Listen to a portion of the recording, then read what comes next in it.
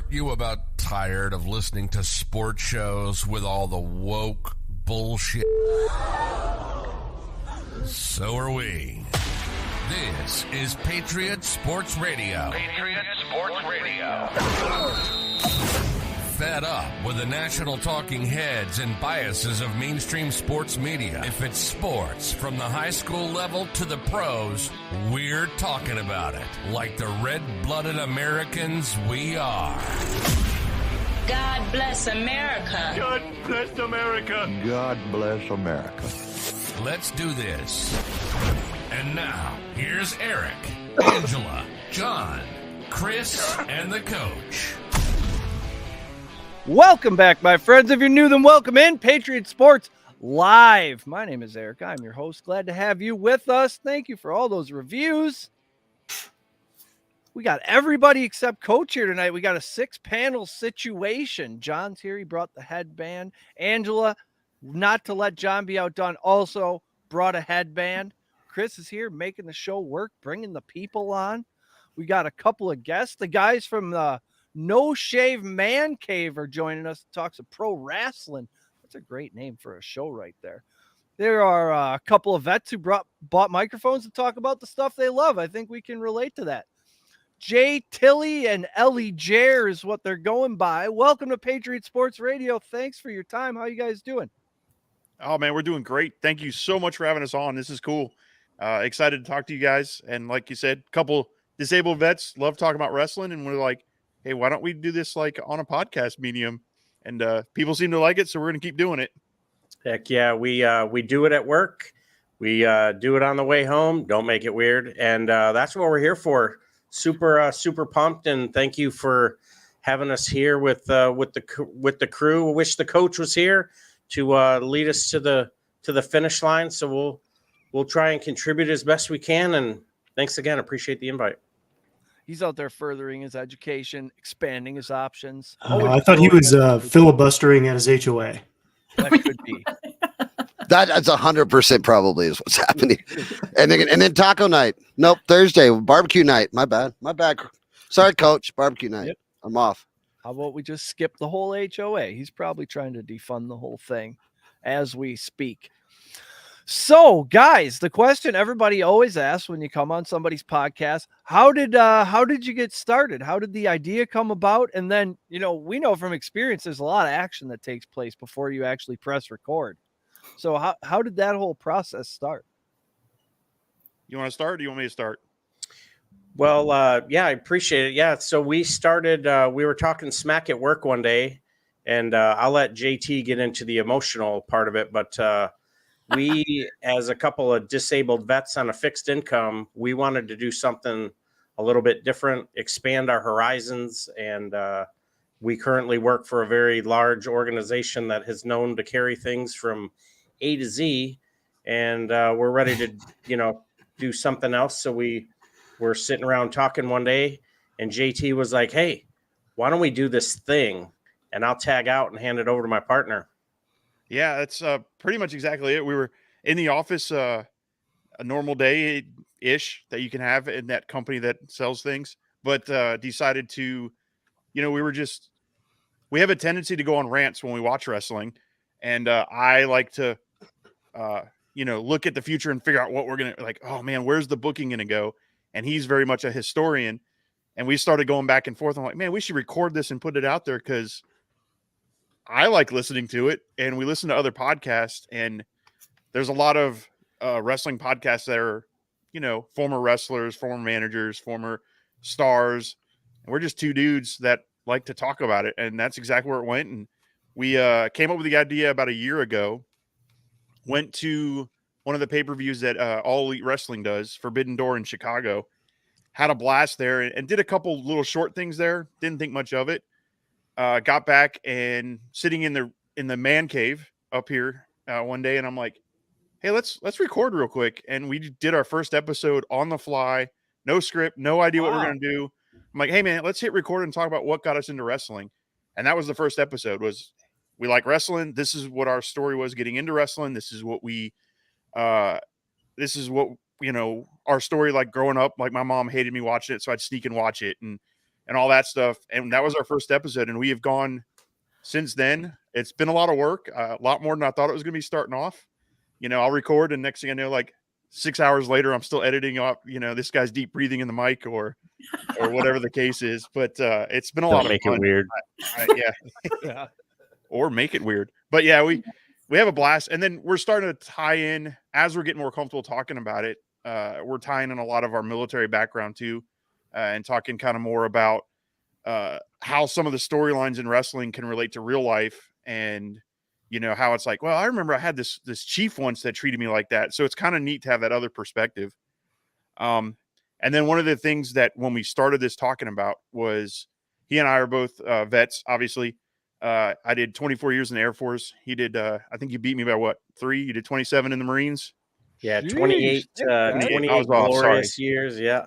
Awesome. And one of our biggest things is, so I think what turned Chris onto us and everything was, we release on the 22nd, we do a mental health awareness show, and that's all we talk about.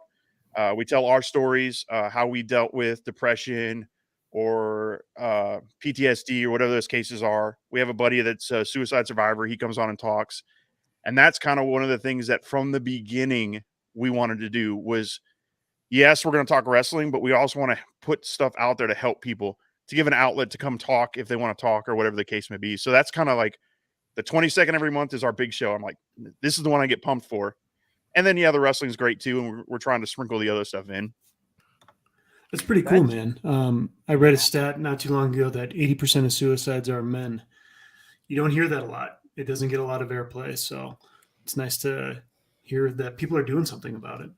Yeah. And the significance on the 22 is on average, 22 veterans commit suicide every day. So it's a huge deal.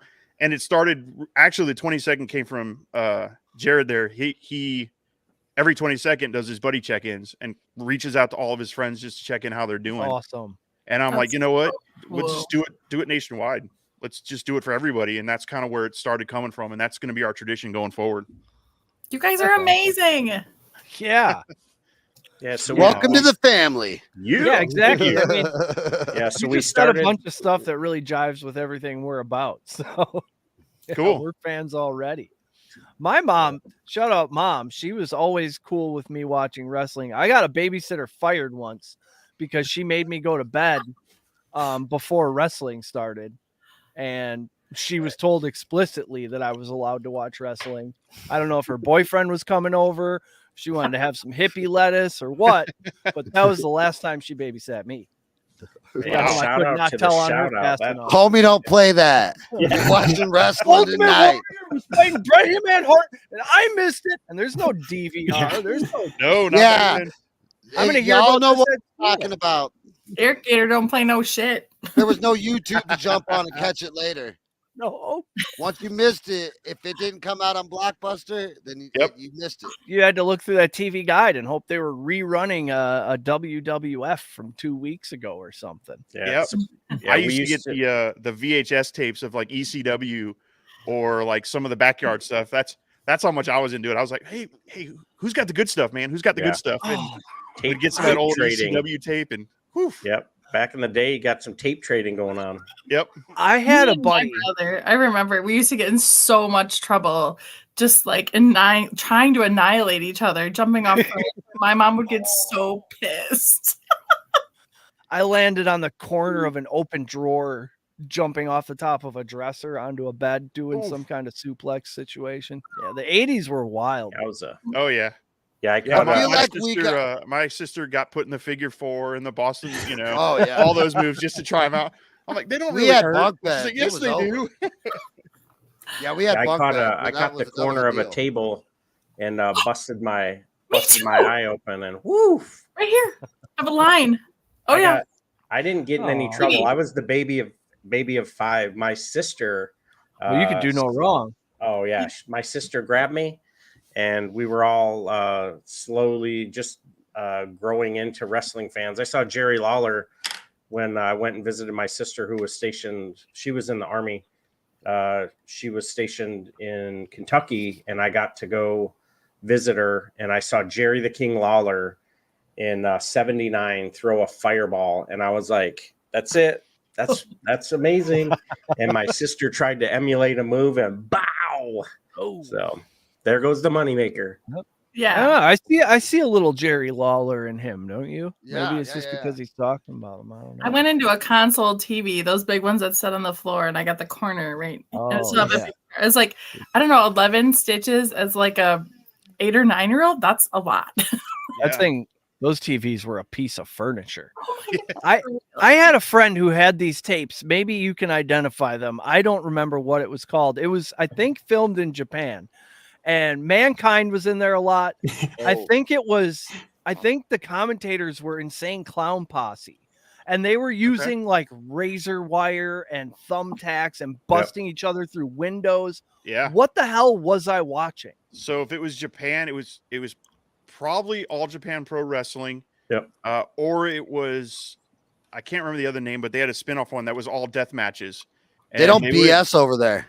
No, that's where those death matches started, and they do some nasty stuff when they get into them. I've watched matches where guys will take the skewers you'll use for food and stuff and jam them in the top of your heads and hammer those in. I watched a death match recently. Well, not recently. I guess it was about 6-8 months ago, where a dude almost bled out because he took a light tube and they broke it over him. Well, then he decided to gash the guy. So he cut the artery under his arm. Oh my God! Hey, you got a palate cleanser over there, Eric? And do you have a palate cleanser in your notepad over there? You might need one after this. Hey, I want to say real quick, shout out to Gina. How you doing? Everybody go check her out. Gina repping the base. You got a great podcast. Yep. And the Blue Collar Enlightenment shows in the house. Jonah, what's up, brother? Another great podcast. One of my favorite. And then my pops. Good evening to all of you wonderful people. Yep. Thanks, A lot of our top-notch fans in there thanking you guys for your service. That's what we do. My dad never misses a show. Love that guy. All right. Well, I got to chime in here because I think everybody who grew up in the 80s thinks they had the heyday of wrestling. But if you grew up late 90s, early 2000s, I think that was because was that Stone Cold? I was Stone Cold. That was when Goldberg was starting his whole run. Love the thing that made it different is we had the best toys. We had those like pillows that were like this big that you could punch. Wrestling buddies. Yeah. The I was going to say it's bonkers. I had one of those. Wrestling buddies. I had an Ultimate Warrior one. I feel like we had a Hulk Hogan one in our house. It might have been my brother Ben's. I'm not sure. My dad will probably chime in on that. On YouTube, you can find it. There's a commercial. Sting literally just beats the shit out of a 10-year-old. Yep. In the commercial. I saw that recently. Somebody tweeted that recently. And then we also had the video games, which was big too, because you could go back in time and you could wrestle with Andre the Giant. You could get, just old school stuff. Rowdy, I'm going to mess up the name. Rowdy Piper. Yeah. Was that the Jim Duggan? N64? Yeah, that was on N64. And Hacksaw Jim Duggan just like got a burglar out of his house, didn't he? Yeah. Did we do? Oh, That was him. We did it. Yeah. We did a deal on him. Yeah, he like choked the guy out. Yeah. And held Wrong him down. house, motherfucker. Yep. Held him and also do not forget The Rock. Oh, The Rock. Well, how can you forget The Rock? He's still relevant. Yeah. Yep. Yeah, he's still in news and still making tons of money. Oh yeah. So Hand over tell me fist. about the state of wrestling today. As John was just saying, the Attitude Era was huge, and then it seems like there was a little bit of a lull after those guys left. Like 20 years. And now it seems like the fan base has expanded. I see a lot more women wrestling. There used to be just a handful. Now it seems like there's a good dozen or so. What's the state of pro wrestling these days?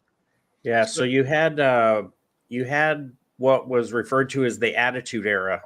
So WWE, then WWF at the time, World Wrestling Federation versus World Championship Wrestling. That was WCW on TNT. Turner owned that, and then you had Vincent Kennedy McMahon. Vince McMahon had so those were the two competing factions. You had some smaller organizations get eaten up, and that was the sort of the death of the territories.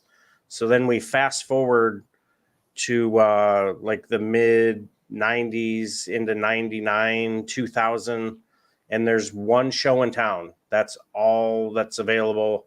Like JT was talking about, as Japan slowly started to reorganize their wrestling. There were two wrestling organizations in Japan. Then there was one, and it was New Japan Wrestling. And you had the indie scene, and then sort of what we were talking about earlier, you had that CZW deathmatch style wrestling. Now you have GCW, Game Changer Wrestling, out of New Jersey. And little by little, like what you were saying, when wrestling is starting to become better or relevant is when women start showing up, because they, not to bust down the rest of us, but they're generally smarter about what they're going to watch. They're smarter about what they're going to spend their money on. And who doesn't want to watch some dudes oiled up in their chonies rolling around? And now with the current state of wrestling, you've got WWE, and Vince is out of control. And so now it's Triple H who's in charge. Then you have AEW, All Elite Wrestling, based out of Jacksonville, Florida, with Tony Khan, who's the son of the owner of the Jags. So there's constant influx of money. GCW up in Jersey. And then you've got Championship Wrestling out of Hollywood. So there's that whole scene. And then there's a bunch of other organizations that run just massive indie shows, and wrestling is alive and well in just about every city, just about every weekend. So it's really coming along. And like you said, the women are coming along for the ride, because there's some of the most wonderful wrestlers right now are women, and the marketability of them, like the Charlotte Flairs, the Monets, who was Sasha Banks, and now she was in The Mandalorian. She's been in movies as well. So it's alive and well. There's a lot going on. Yeah, I like to say we're about to hit the next boom, because the Attitude Era was probably the last big boom where it was big mainstream and everything. And competition breeds success, I think.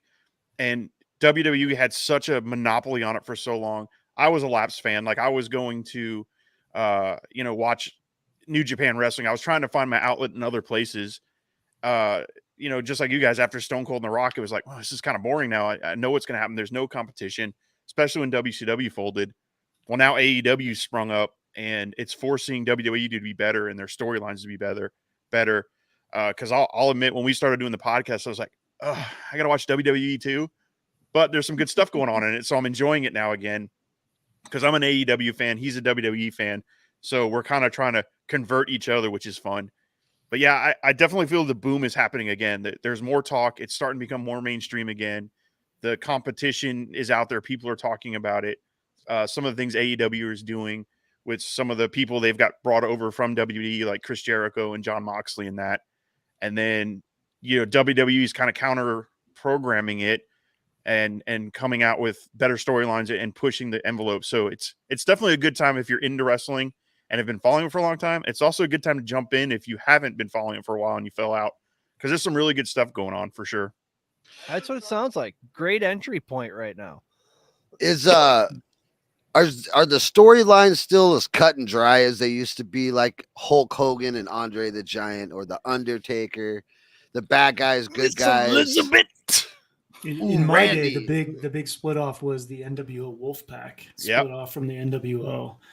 And those were midlife crisis Hogan. Dude, those guys were the best. And they had Dennis Rodman. Second take Hogan. Oh my gosh, Rodman. Yeah, but do you still have those characters? Though that's the all-American character, the Sergeant Slaughter before, like horrible handshake with the Sheik. Yeah. You definitely see less of that cartoon character style. I don't think we'll ever have a Randy Macho Man ever again, which is unfortunate, because man, freak out. That was my favorite thing. You could put those guys on lunch pails and Saturday morning cartoons. Those guys had red skin from steroids. Bad. Yeah, their whole back for days. 4 days. Yeah. But the storylines are, so you sort of have to take your real brain and put it in a We lost your You have mic to there. suspend disbelief, I believe, is what Ellie Jer is saying right now. That's what he was going for. Yeah, so and he's his he's elaborating. Yeah, but he's still muted. going. He had issues when we recorded earlier this morning too. Man, he's into it. I admire his passion. For sure. I feel like he's about to explain suspending disbelief the way he's cursing now. He's trying to. My girlfriend talks now about dawning on Spanish soap him operas. that No, you just have to suspend I'll disbelief. pick up because I can kind of get where he's going. Maybe. Freak out. Are you back? Hey, you're back. And we're back. Bold move. And he's back. So the suspended belief, but then some of the storylines, you're like, oh, this is unbelievable. There's no way. And, you know, back in the day, you'd have some 80-year-old woman giving birth to this random hand. And you're like, this makes absolutely no sense. But now you've got, you know, now with social media being what it is, you see some of the characters play out. And there's a term called kayfabe, which they live the character. So Undertaker was Undertaker 24/7. He retired. He's now Mark Calloway. Undertaker is dead, and he's, you know, moving on forward. So some of the stories are cut and dry in that you're in the ring, you've got your storyline, but then you've got AEW just came out with an all access show. So you can kind of get behind the curtain a little bit. There's been the Tales of the Territory and Dark Side of the Ring. So you see like, oh, this is what this person really was like. But some of the storylines, and JT can, he's got his little crystal ball where he can tell what's about to happen, where I'm like, oh yeah, that's not going down. And then next thing you know, last night I'm sitting there throwing the remote. So I'm on Amazon trying to buy a new remote. If anybody knows the serial number of a 70-inch TV. That's awesome. Yeah, one of the things, storylines. So yes, you definitely have the black and white good guy, bad guy, but like you said, the realism kind of creeps in because of social media and everything. But one of the things that I appreciate about AEW is not only do you have black and white storylines, sometimes they also spend 4 years building a storyline. So there's one going on right now that started when All Elite started about 4 years ago. And every show, they might have dropped it a little, but it's building back up. And now it's resurfacing now to where, like you said, last night, about 3 weeks ago, Bryan Danielson had left. And I said, he's going to show back up and he's going to turn heel. No way. Showed up last night and turned heel. And I'm like, I told you, like, I love it because I love picking on like the little details and watching the Easter eggs. Because with AEW, somebody can say something and you think it's like they messed up their line or something. And then 3 weeks later, it's like, oh, they meant to do that. That's the story. And it's really neat. And what WWE did that I really appreciate is the bloodline, the storyline with Kevin Owens and Sami Zayn and Roman Reigns and the Usos. Building that whole storyline is a lot like what I liked in AEW, which is why I'm appreciating WWE more, is because they're spending that time building that, not just a day-to-day occurrence. A lot like the Vince McMahon Stone Cold stuff, where that went on for a long time and it was that ongoing story. They're getting back to that kind of storytelling, and I really appreciate it. And well, that's how you can get into it and stay in it. Exactly. Right. You become invested to the story. Like the days of our lives. Right. Yep. Soap opera with muscles. Yeah, exactly. Heavy Steps is excited. We're talking wrestling tonight. Yeah. He's fired up. Got the $1 Million Man up there. I see it. I listened He autographed something for me. Nice. I listened to your WrestleMania predictions episode, and I was wondering how often are these guys right? Because you were in depth about step by step how things were going to happen, and then Ellie Jared's like, I hadn't even thought of that, but you're absolutely right. That is how it's going to go. So does this usually play out how you think? My track record's been pretty good. I enjoy it. I think I like to dig deep and read into the stories. WWE, I have a harder time because I haven't followed it as much, but AEW, I'm getting pretty good at it. And like you said, we did our WrestleMania one, and I blew his mind because, you know, I'm going to probably make all the fans that are WWE fans. I don't think the main storyline going in with Kevin Owens and Sami Zayn is going to go the way people think. I think the Usos, the heels, are going to win. And I think it's going to build out into a storyline that they can continue on into SummerSlam and going forward. I'm hoping I'm right. This is the first time we actually sat down and like mapped it out to where I was like, all right, well, let me actually put my name behind this and write it on paper is what I think. So I'm hoping I'm right, but there's a lot of possibilities out there. And it's interesting because with AEW coming up, I used to be really good at it with WWE. I could always say, oh, so-and-so is going to win this match. And now with AEW, I can think about 18 different scenarios and then I'll throw another one in there. And I'm like, I didn't see that coming. And so I like the excitement of that. And I also like blowing Jared's mind there and making him go, wait, what happened? Yeah, because it's not so much, black hat, white hat. You're like, okay, yeah, the good guy, everybody's got to go home happy. So the last match at the end of the night, this is who's going to do what to who.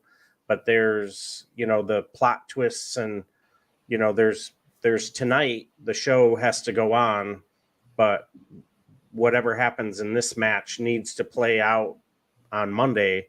So it's pretty exciting. And I would say that like prognosticators are probably 50-50 with whether they're right or wrong.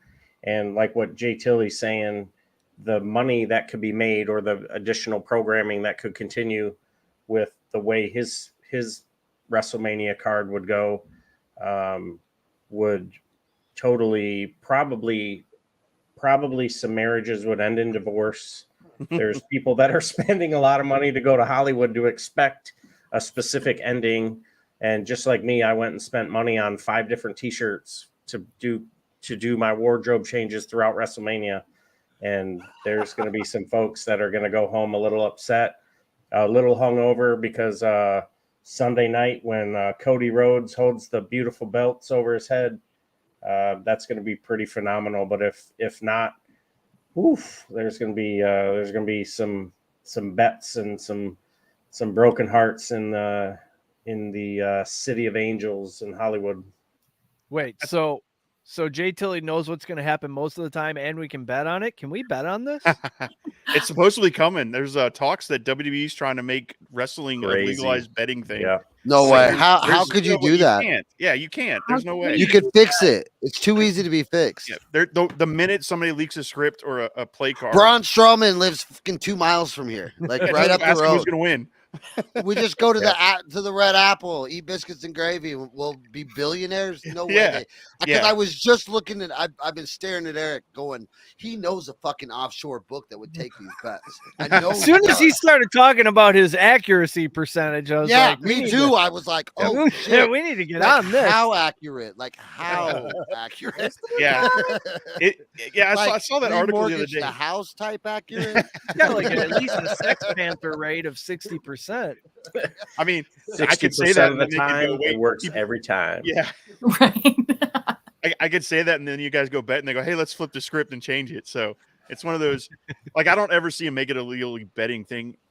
It's so scripted, and there's no way. Like there's no way they could do it, in my opinion.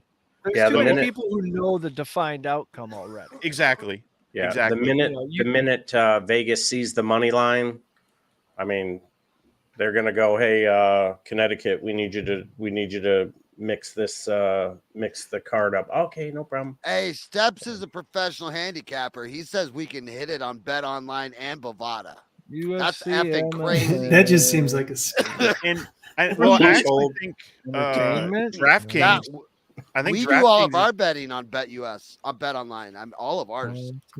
Really? Yeah, because I think DraftKings just partnered up where you can do betting through DraftKings on wrestling. But I just don't know exactly how it all works.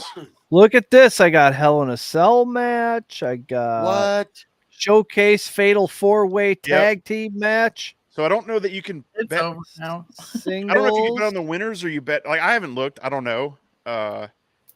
It'd be interesting though. Man, now you got me wanting to check it out. You guys were saying Logan Paul might lose, huh? Or win. I think you Logan were Paul split win. on that. We you were guys split were on split that. on Logan Paul. Yeah, I think I could see Logan Paul going over and winning it, and then depending on if they've signed some of the free agents are out there, having Logan Paul as the first challenger for Cody Rhodes, because you've got made for wrestling.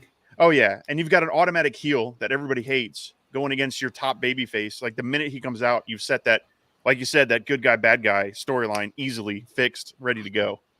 Guys, this is Allegedly, exciting news. Logan Paul's contract is up, though. So Allegedly. I have some exciting news here. The undisputed WWE Tag Team Champion, the Usos, are plus 475 underdog. Should Can it you play see out, that? No, as he says? it's small, but yeah, that's crazy. I'm going to put $5.20 American on the You can really bet Usos. on I had no idea you could do that. Hey, do you know this? Man, that's crazy. We're about to destroy this. Yeah, do you know wrestling, bro? Because we're about to rock this I mean, shit. hey, I am not gonna say that I am gonna give betting advice at all because I like to fantasy book. So fantasy booking and picking bet winners is a different thing. Their favorite there's favored to be over 3.5 title changes at WrestleMania. Cody Rhodes is minus 500. Roman Reigns plus 300. So does Roman Reigns have a shot? I don't think so. $5? No, I don't think he Whoa. Alpha Academy 4-way tag team match. Alpha Academy's plus 1400. Yeah, that's a no way. Yeah, I don't see them winning. On that one, is Rey Mysterio fighting his child? Yes, he is. What? That is sanctioned child abuse right there. Yep. That's what that is. I got plus money on every one of these. So is Braun going to win this? I think it's going to be Braun and Ricochet personally. I can get plus 100 on that. That's not bad. even, yeah. That's even money. Yeah. There you go. That's funny. How about does Edge? Can he win? So this is another one we were torn on. I believe it's going to be Finn Balor. Okay. Personally. Yeah, so does Vegas. Yeah, I think the story going forward makes more sense to have Finn Balor win it. If you're going to continue on his whole Judgment Day and everything, why would you put their leader out, especially if the rumors are that Edge is getting ready to leave? Yeah, but Edge is it the same Edge that I remember when I was? It is. Wow, that guy's got to be crippled. It's him, Edge and Christian. That's the same guys. Jeez. With the Edge and Finn, so Edge's contract is just about up, so there could be the emotional piece where they're going to want Edge to stick around and not go to AEW and get back together with his old tag team partner Christian, and he goes over at WrestleMania, gets promised a year of dream matches before he moves on, so WWE can make a little more money on the old guy. All right, listen to this. I can get plus 250, and it's fucking John Cena. You always take plus money with John Cena, right? I don't think John Cena is going to win. Not at WrestleMania. Austin Theory is. Yeah, I think it's going to be Austin Theory. Yeah. Austin Theory. That's going to be his WrestleMania moment. I heard you guys say and talk about WrestleMania moment a few times. What is that exactly for the casual? I'll let you take that one, Jared. So the WrestleMania moment is a childhood dream coming true. So you've been on this worldwide trek for years and years, and you've always come just so close. And there you are. It's WrestleMania. It's a moment of a lifetime. You're in the main event, and you're going one-on-one with your complete nemesis, and you finally get to topple him. You climb to the middle rope or the top rope, and you're holding that title above your head for the first time, and everybody's with you, and they're crying or carrying on, whatever it is, or that complete disbelief when Undertaker lost to Brock Lesnar. That was one of Lesnar's WrestleMania moments, and it's something that only happens literally once in a lifetime. Whether it's two African American women headlining WrestleMania, and one of them ends up winning the world title for the first time in her career. So it was a WrestleMania moment, historic event. And then Bianca Belair comes out the victor and holds the title up and says, "I will forever be a champion, and I've forever won it at WrestleMania." One of the biggest ones to talk about is Hogan slamming Andre. Like, that was a huge WrestleMania moment. So that's kind of to compare it to, yeah. So that was the WrestleMania. There was a few WrestleManias that we'd rent.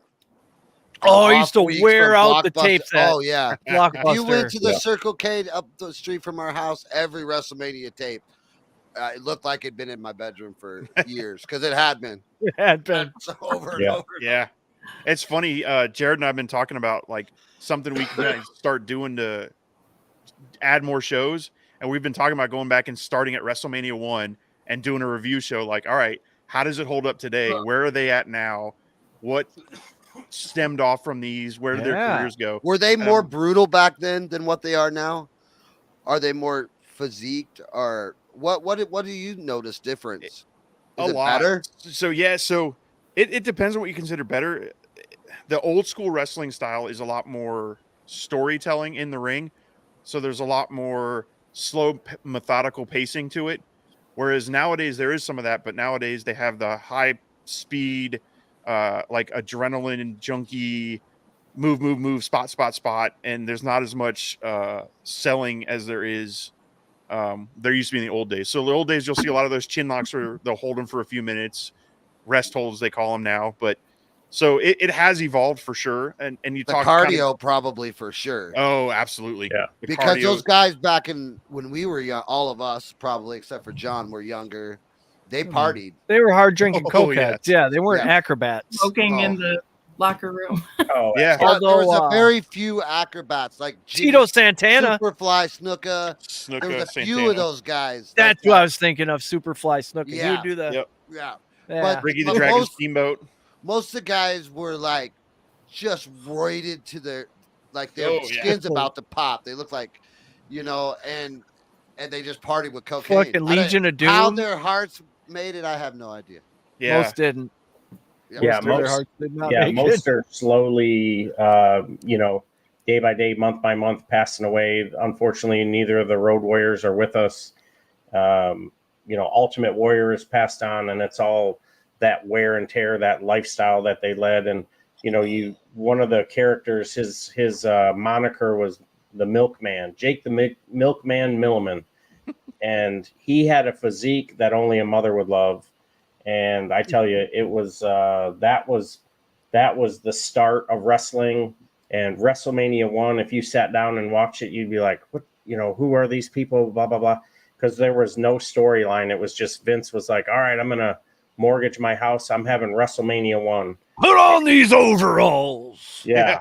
And next thing you know, Hillbilly Jim is born, and, Haystack. The Bushwhackers. You're going to be the guy with a snake.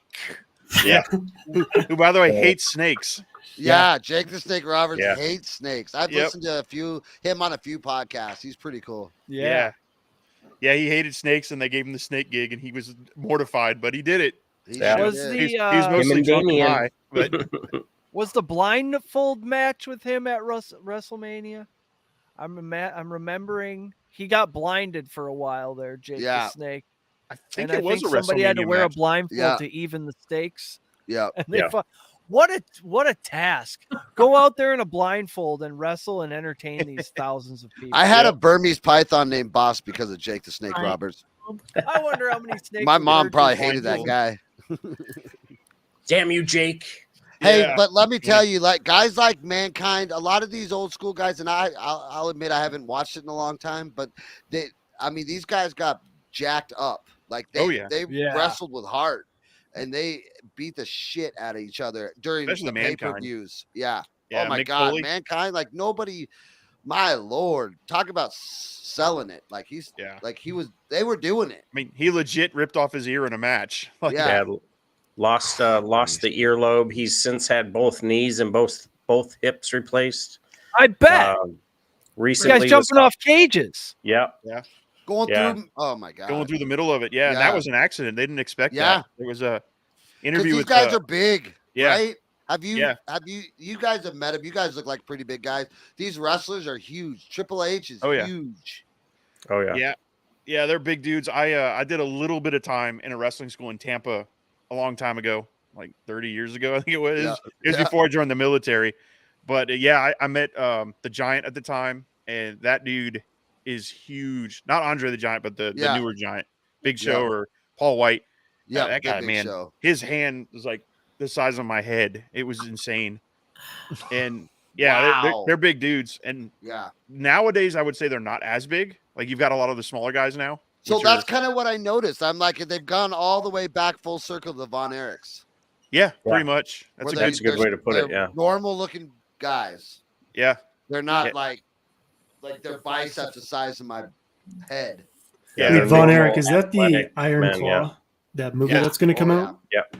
Yeah. The Iron Claw, though, that was the Sheik, right?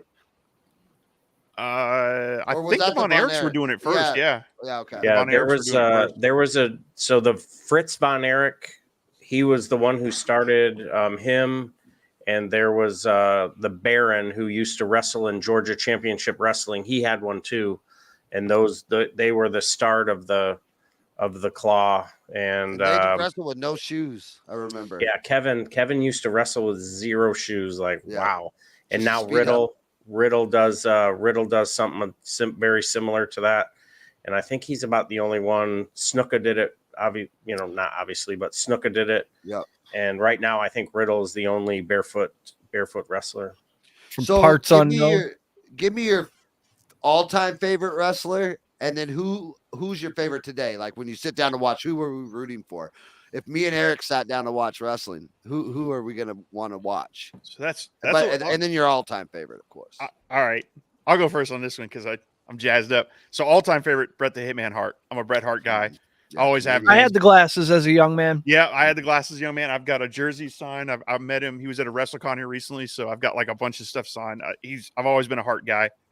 His storytelling in the ring and the fact that he could carry anybody he was in there with and make him look like a superstar was great. So all-time, easy one, Bret Hart. Nowadays, if I were to tell you to watch somebody, it would depend. You've got, if you want somebody who is just despicable, gonna buy and hate everything he says and is the great heel, Heavy Steps just mentioned MJF. Probably one of the best on the mics you're ever gonna see. Can carry a match like none other. For character-wise, he's probably one up there. Then you've got Kenny Omega, who is a lot like Bret Hart. Whoever you put him in the ring with looks fantastic. The guy does athletic stuff that is unbelievable. He was wrestling at, like he said, like 80% health over the last few years, and you couldn't tell. Like the guy was in there just taking bumps and doing crazy things. Man, like if I had to pick one, it would be hard because I'd want to talk about Bryan Danielson too, who's amazing right now, or Daniel Bryan as he was in the WWE. So I would probably say those three are my top 3 right now. Nice. Yeah, and for me being, I'm a big, if you look over my shoulders, the North American and American titles, Sergeant Slaughter actually had his own title made, and it was the America's Champion. There were only 3 made over the years, and I contacted a company, and That's a one of 3? So there's 4 made now. So this is one that I contacted a company, sent them the diagram of it, and they cut it for me and sent it to me. And so Sergeant Slaughter, just because of the military affiliation, and I grew up in a military family, and I'm just a huge, huge fan. Whether he was a heel or a face, thought it was incredible. Shout out to him and everything that he's doing. He's got his own con that he does, which is a convention, and there's a whole storyline. He was a wrestler making tons of cash. G.I. Joe was like, hey, we have this cartoon we think you'd fit in with. We'll give you a bunch of cash. He was like, yo, Joe. Went on and did that. And, for that, I thought it was absolutely, fantastic. For the folks that are doing it today, up until a few days ago, it was going to be cut and dry. I'm a huge Cody Rhodes mark. And for those that aren't wrestling fans, a mark is someone that no matter what that person does, you're just like, oh, he's just fantastic. Up until recently, it was Cody Rhodes, but there is a dude who's coming out of Mexico in AAA, and his name is Vikingo. He is the son of, he's a 2nd generation wrestler, and this guy's about 5'8" with his gear on. He's probably 170. And Vikingo, if you Google Vikingo versus Omega, you'll hop on to Twitter and start following No Shave Man Cave. And I'm dropping matches any chance I can stumble on them, whether it's on YouTube or AAA or whatever. And yeah, so Vikingo is the guy to watch right now. Right behind him is soon to be your World Universal Undisputed Champion of WWE, Cody Rhodes, and all-time favorite would be Sergeant Slaughter, minus my the guy that brought me to wrestling, Jerry the King Lawler. Nice. Yeah, we're big Sergeant Slaughter guys. He's an everyman. Yes. The day Sergeant Slaughter followed me on Twitter was awesome. Yeah. I was Yes. like, this is it. Very I made exciting. Me too. Yeah, he tweeted me when I posted the photo of that, and he was originally coming to Jacksonville for one of the River City WrestleCons, and I was like, "Yo, I will be there. I will be first in line." And Hell yeah! Jay Tilley will remind you that that he got put in the camel clutch. Yeah, he about knocked me out. Yeah. Yeah, I posted the So. pictures on Twitter. Like, I met him, and same thing. Like, I was a huge Sergeant Slaughter fan growing up too, and Yeah, till met he him, did shook that, his huh? hand. Well, I still loved it. It was great because he did this poster and he like personalized it and like Hogan sucks and Screw Cobra Commander and all this stuff. And he's like, "Do you want the Cobra Clutch?" I'm like, "Yeah, sure, whatever." Man, he locked that in. I'm like, "All right, this is cool." Then he cinched it up, and I'm like, Oh, my daughter started laughing. She's like, "Dad, you look panicked." I'm like, "I couldn't breathe." Like, that was legit. Like, I'm like, "Okay, all right, cool. Like, I got it. It's real." Hell yeah. Yeah, that was a lot of fun though. Going back Cool, to super cool guy. your guy Bret Hart. Now he got screwed out of a championship. At one point, he was supposed to win the match. Yep. And as far as WrestleMania 8. And he ended up losing the match in sort of a shady business. Is that a thing that happens still, or how many times has that happened in wrestling? I would say that's probably the most famous time that's happened. Oh, you can you explain it a little bit? Is that what a shoot is? Yeah, that would be. Yeah, I guess. I mean, technically, there was a shoot ending to it. But more usually, what a shoot is that's your, somebody punching somebody for real and everything. So that one was kind of a weird one because it was a work for everybody except for him. Like Bret Hart didn't know what the ending was going to be. To explain a little, I'll actually give it to Jared. He's kind of more the historian. My brain don't work as good. I don't remember stuff as much. But he could probably go into a little more details on it. But I do remember it just being a Bret Hart guy and how he got screwed out of it. And I've heard some of the stories, the backstage is spitting on McMahon and everything. But I don't know, Jared, do you want to give some of the little more of the screw job story? Montreal screw job. That's what it's Yeah. called. So Montreal screw job, when wrestlers will continuously wrestle with one another as part of a storyline that's called a program. So HBK, Heartbreak Kid, Shawn Michaels was in a program with Bret Hart. Bret Hart was the execution of excellence, the best there is, the best there was, the best there ever will be. And the Heartbreak Kid was what was literally bringing women to professional wrestling. And that's when you know you're over, because you start seeing women coming to the crowd again because they're smarter, a little more frugal. There's no ravishing Rick Rude, but yeah, he was another good one.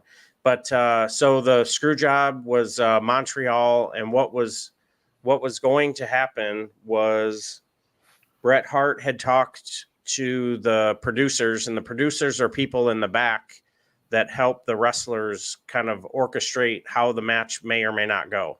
Oh, you can't do this, you can't do that. Nobody goes over the top rope, no pile drivers, and this is how the finish is going to go. All right, love, you got to go by. Clink.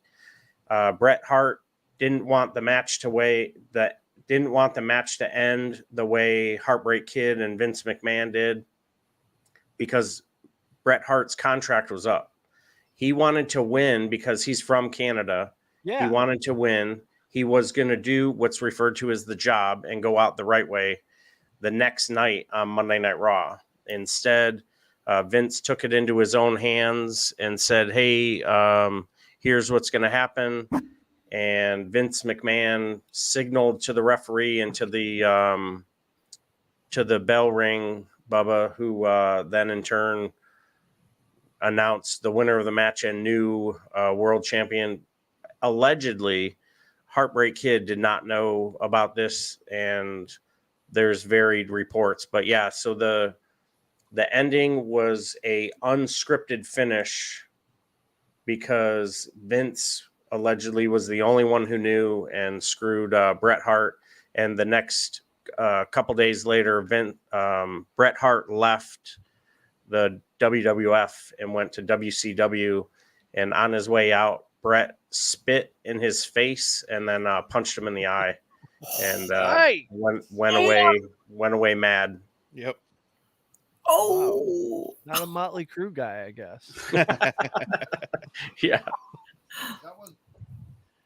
don't go away, man. Just go away. That was like that and Chris Benoit. Those were the two that I was like, whoa, crazy shit. Yeah, the Chris Canadian Benoit was crippler, bad. the old CTE. That was something else. Oof. Riddled. Well, before we get out of here, let's talk a little bit more about your podcast. I noticed, and also you guys brought it up earlier. You do these candid conversations and sort of just a mental health episode. Yep. I think that's great. Was that something you decided to do right away? And are you getting a good reception from fans and fellow veterans on that? I imagine you are. Yeah, it's one of the things that when we started right away, it's one of the things we want to talk about. And we try to end every episode with a take care of yourselves and take care of each other. We like to give the 988 crisis line out. The 22nd was always a date that we're gonna drop it on. I try to get them to release at 02/22 every night on that 22nd, so they kind of go out. Just I'm goofy like that, but yeah, that's something we always wanted to be a focus. And to be honest, as we grow and get bigger, if we actually start making some money doing this, we plan on giving to those organizations to help veterans and help get mental health out there more, going to Wounded Warrior projects, hosting events. I would love to, get with WWE or AEW when they're in town and get a group of veterans together and go, just to kind of hang out. One of the other things we're going to start doing is kind of hosting things at the local VAs and, resume writing for guys that are trying to get back on their feet, nice, or whatever we can do to help our veteran community. And I would say that our most watched shows are probably those 22nd shows, so far. Yeah, nobody absolutely. knows what vets need better than fellow vets.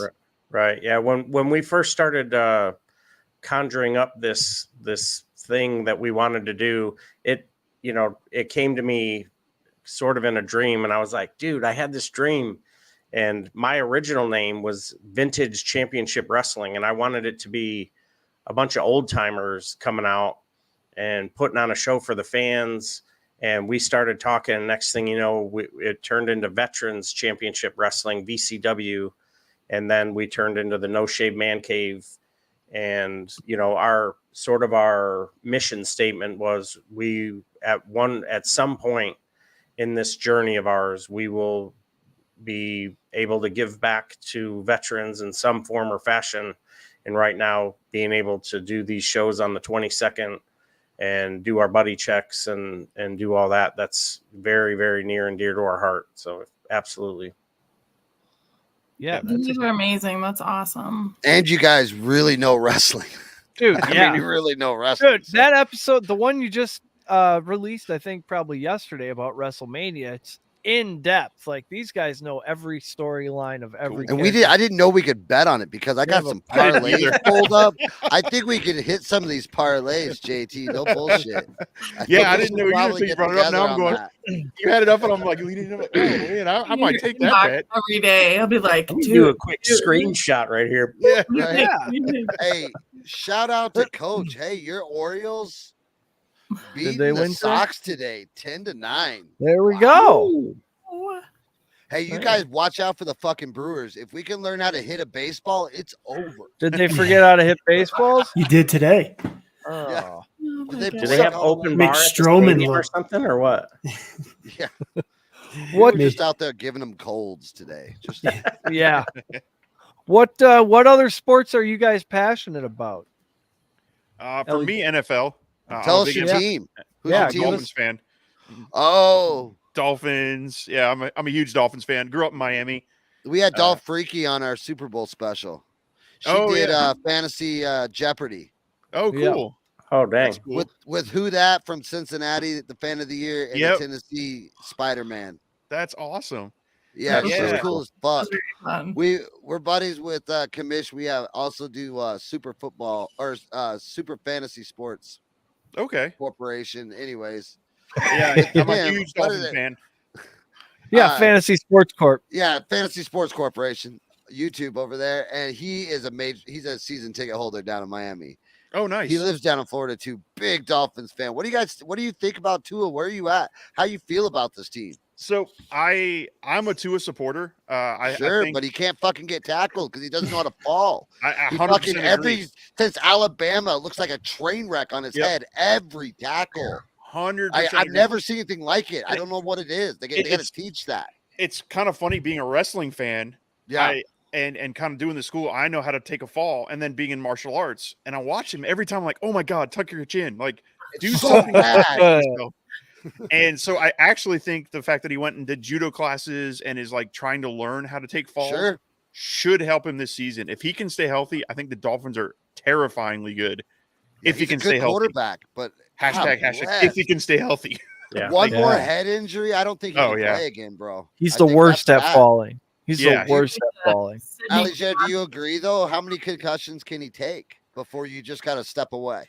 Yeah, it's definitely one of those that I agree. Like I watch him, and like you said, he can't fall. And every time he takes a hit, I'm like, oh god, this is the one. Okay, no, This he got is back it. up. This is a big one, Weezy. Yes. I think I'm coming, Elizabeth.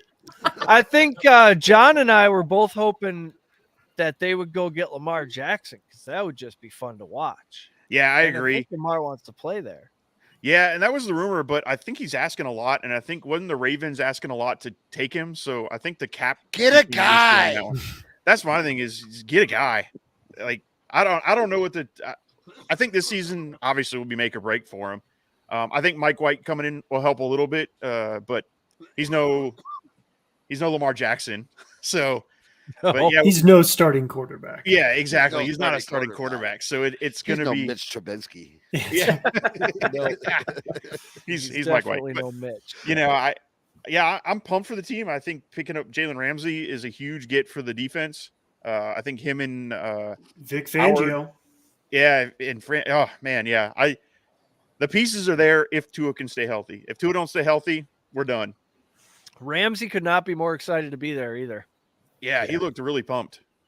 Yeah, and for me, I'm a huge fantasy football fan. I'm down with college football, pro football. Go G-Men and Danny Dimes with getting that bag. And next we'll get Saquon locked up, and I think OBJ is going to sign with the Jets, and we'll see what the AFC East looks like. Buffalo comes out with the number one seed in the AFC, and it's a pretty interesting season next year, depending on what the NFC can do to get things back in line. I don't think it'll be the 49ers, but it's going to be a fun season this year. Fucking degenerate, you fucking kids at home. I think there's maybe one or two teams in the NFC who shouldn't aggressively go after Lamar Jackson, but everybody else, like the NFC, is wide open. Yeah, you go like Angela's Vikings go get Lamar Jackson. They're immediately the favorite because they didn't extend Kirk Cousins, so there's that. And yeah, I'm kind of worried that's going to happen. Yeah, they paid him a little bit of something, but it wasn't exciting. And I think he was on a 3-year, $90 million deal, right? And that's now done. Right, but they did pay him to stick around. I'm just saying they did. Your Giants did go get Darren Waller, which kind of pissed me off because I really like Dan Bellinger. I think he could be a top 5, top 10 tight end in the league, and also he's on my dynasty team. So now Darren Waller just really crushed that. I mean, the guy got his orbital bone caved in, and he came back like a few games later. That's my kind of guy. Show me Darren Waller. Darren Waller missed a whole season on a hamstring. Yeah. Yeah. And so it's good that they went and got another receiver. They don't have a featured wideout. Sterling Shepard is so. Is New York your team? Yes, Giants. Yep. Yeah. Okay. We know some Giants fans. Yeah. So it'll be interesting to see whether it's through veterans or some kind of draft day trade, but they gotta shore up that wide receiver core. and get Saquon locked up for a couple of years. Yeah, you got to get Dan Jones a couple big ass targets. Yeah, he's gonna. You like that side? You like Danny Dimes? Is that your guy? Are you sold? do. You're in. Are you glad that he signed that? What's that? Are you glad that he signed that deal? I do. I am glad because you knew what you were getting with him. You knew with the coach and the offensive coordinator and who was doing what to who and how it was going to happen. Eli Manning really just kind of lulled you guys to sleep, didn't he? Yeah, I'm so jealous. So That's they got crazy. They got such a man's man for a coach. We got this short little metrosexual obsessed with his beard and his hair being straight. Brian Dable's out there in a tracksuit, big aviator sunglasses on. Got a brewski. You want Dan Campbell. We all wanted Dan Campbell. Yes. I saw a report from the owners' meetings that Brian Dable was the first guy to crack a beer at like 10:42 a.m. He hopped out of his truck, had his own 6-pack, and it was go time. Yeah. That was a home run hire for that team. That just their blue collar, hard nosed football team again. Yes, yeah, and the defense I think is going to be really good. They're sort of embodying the head coach and getting. You guys will make the playoffs because Dallas sucks and the Skins are the Skins. Oh. Whatever. Yeah. They get smacked around. Let's talk about a real team. Green Bay Packers. We are gonna hand you Rodgers just so you have something to laugh at in the press conference, and then we're about to take this entire league over. Yeah, I saw Aaron Jones out there. Dude, I saw Aaron Jones out there catching passes from Jordan Love in his backyard. Over. They're already hanging out. It's over. Yeah. What's in your guys' cups over there? Bears are coming up, and the Lions are coming up faster. We only have the Lions. The Lions will be a good story this year. I think the strides that they were making to move forward, what the Bears will do in the draft, will or will not affect what they do, and then the Green Bay Packers, with some of the holes and losing Rodgers and having to sort of start over with Love, that will be we still have super Rodgers. interesting. What's going to happen there? Rodgers has got one foot out the door and already started packing his stuff to go play for the Jets. I think his stuff is in the back. I think we just threw it out back. I don't think. Yeah. We're like, you were in the cave. You were moving your ass out. Yeah. Send it in trash bags. Here you go. Yeah, they're figuring out. You and Blue Neon Moon, get the fuck out of here. I think my prediction for the NFC North is 11 or 12 wins will be enough to win the division, but no team will be below 500. They're all going to be like 9-8, 8-10. Wow. And It's going to be a battle. I don't know if for that's sure. mathematically possible, but it's just going to be a sea of mediocrity. Hey, Right. can I A lot of play B- teams in the NFC North this year. Just figuring it out. Hey, John, I'm going to play this for you, but this is absolutely Aaron Rodgers on his Like way a out of Green 20-year-old Bay. with a spool. This is him on his way out of town. The fuck is that? Shit! I'm dying in this fucking country ass fucked up town. That's Just my favorite provi- YouTube video. The He professional hates Green- reporter voice he was using before that. Yeah. It was awesome. The transition. He hates Green Bay. hates Green I'm Bay. sold that he fucking hates Green Bay. Oh, yeah. But I think that he has been coddled his entire career, and he's about to stand up in front of the fucking New York media and get it. And they don't run their questions by your mama first. They just ask them. They're going to be like, what's the first 5 questions? Are you vaccinated? Are you vaccinated? This is I'm gonna going go on a great. retreat. I'm Yeah. going on a retreat. Oh my god. Yep. He's gonna go out. He's gonna go pull some monk shit and go silent for the. He's going to have the stupidest haircut. Oh, Guaranteed. They're not going to embrace that. They'll be like, bro. He's what are you- going to, maybe he'll go back to the Hitler Youth haircut with it shaved on the Oh, sides my and then Lord. combed on the top. Gosh. Yeah. What's the over and under? He says he spells RELA. Right. Relax. Oh, Rodgers. Well, Yeah, we that's could not we why. could slander Aaron Rodgers all night. We really could, but we should probably get out of here eventually. But first, thanks for joining us. Thanks for giving us like an hour plus here and educating us about wrestling. let the people know where they can find you on the internets and podcast apps. Oh yeah, absolutely. So we are on pretty much every podcast app you got. Apple, Spotify, iHeartRadio, you name it. You can find us. Just look up the No Shave Man Cave, and on social media at No Shave Man Cave, Twitter, not Facebook. I lied. I didn't do a Facebook. Twitter, Instagram, TikTok, and YouTube is coming along. We're starting to try to get more and more on YouTube. I'm trying to learn the video editing stuff to start putting our podcasts up there also. But at No Shave Man Cave, if you hit us in Google, actually we come up on like the top Google search too, which is kind of nice. Cool. So it's kind of a nice, unique search to look for it. But yeah, and it's hosted by Acast, so Acast has got us also. Yeah, you hit the Google search, type in No Shave Man Cave. We come in right under Manscaped. You Don't and make then go it listen weird. to our podcast. Yeah, there it is. So very cool. Outstanding. That's a sponsorship I can see coming soon. Oh, that'd be awesome.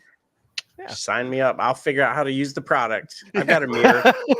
I cut my own hair, so I'm sure I can figure that out too. There you go. So I'm sure they got beard oils and shit like that. Yeah, I'm Go sure. over PatriotSportsNow.com. Find all of our stuff at PatriotsPod on the Twitter. Is there anything I'm forgetting? Okay, then. This is where I just say be good to each other. Until next day. Hey, people are being assholes lately. Yeah, Say don't be be good an to asshole. each other at the end of every show, and it sounds like just words at this point, but I actually mean it. Don't be an asshole. Be good to each other. Chris, kick the outro music. Also, while I have you, it's about to be spring. Go smoke some ribs and take it to your neighbors. Just say hi. It's been a long winter. We all need to calm down, bring the temperature down, take a breath. Yeah. Smoking ribs. Smoking meat. You've been listening to Patriot Sports Radio. If you're sick of all the national talking heads and biases of mainstream sports media, like we are, this show is for you. We hope you enjoyed it. Make sure to like, rate, and review. And we'll be back soon. For more content and merch, hit up www.patriotsportsnow.com. Find us on Twitter at PatriotsPod, on Instagram and Facebook at Patriot Sports Now, and on Getter, Rumble, and YouTube at Patriot Sports. Take care, and we'll see you next time.